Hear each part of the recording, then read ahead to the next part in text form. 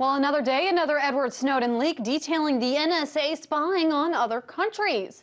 This time, CBC News broke the story with journalist Glenn Greenwald's help.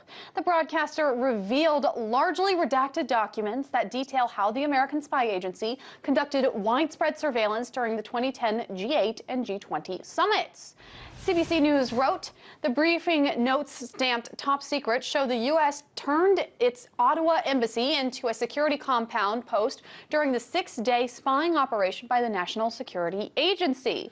While U.S. President Barack Obama and 25 other foreign heads of government were on Canadian soil in June of 2010, the covert U.S. operation was no secret to Canadian authorities.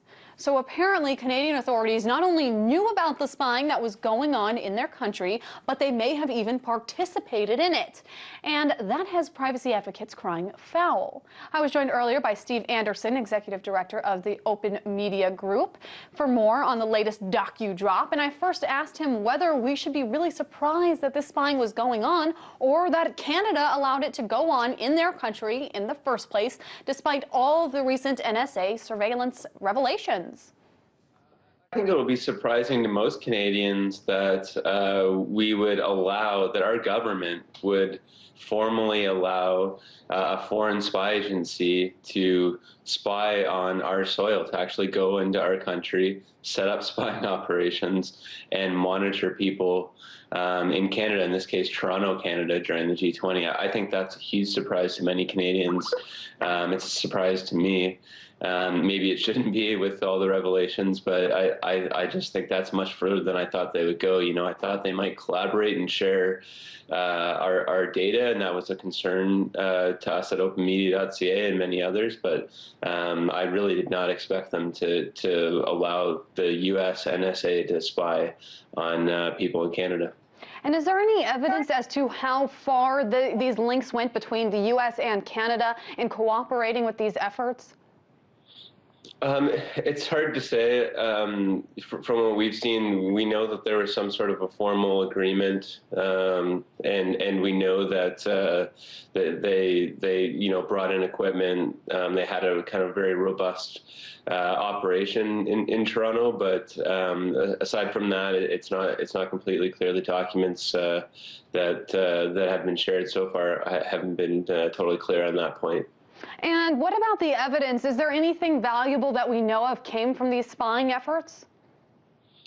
I haven't heard of anything valuable that came of it, and I think that actually goes to a larger issue, which is how much does all of this spying cost? You know, this spying without our consent. In Canada, we're talking about spending $4 billion of our tax dollars to house these new spying operations, and we know it's out of control. You know, we're spying on diplomats. There's a question of if Canadians are being caught up in this dragnet surveillance. We're spying on our allies in Brazil.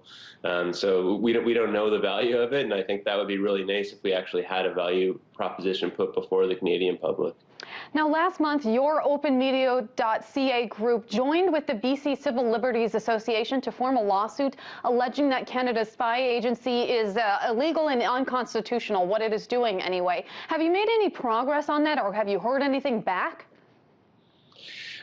So far, we haven't heard anything back, but we expect in the coming weeks and months for the government to make its views known. We're hoping that they will participate as a willing party in the case and bring forward information and really use this as an opportunity to come clean with Canadians on what's going on with our spy agency in Canada, how secure is our data, how many Canadians are being swept up. So I think this is a real opportunity for them, but so far we haven't heard anything from them on the matter. And what types of changes would you like to see? Is it mostly transparency related? Or are we talking about viable changes and really reining in Canada's spy agency? Well, I think first we need transparency. We need some sort of a public review. We need answers. How many Canadians are being caught up? You know, what of our information is being caught up in these huge unsecured databases? So we need those kinds of questions answered. And then I think we need to have some sort of policies in place that ensure that any spying that goes on is really targeted, that there is oversight and accountability, and really that if our data is being swept up, that it's kept safe, because We know that in recent years we've had over 3,000 breaches of sensitive citizen data affecting approximately 725,000 Canadians.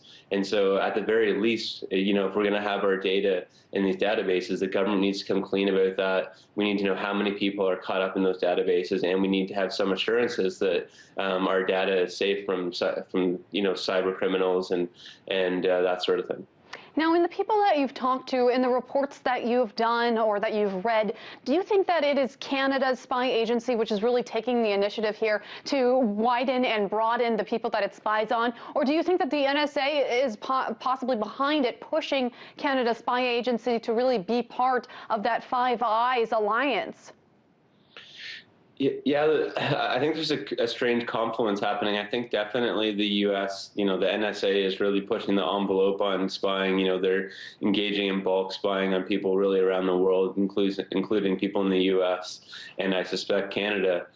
But from what we've been seeing, I saw a quote yesterday in a report saying that, from the ex-head of CSEC saying, we want to play with the big boys. So I think that there is kind of definitely a kind of entrepreneurial aspect of what CSEC is doing, where they really want to be a big player in this kind of spying activities, even though, I don't think Canadians are really interested in that.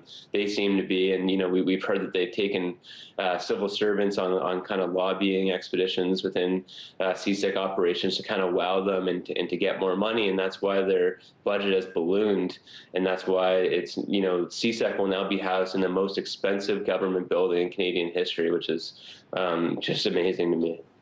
That was Steve Anderson, Executive Director of OpenMedia.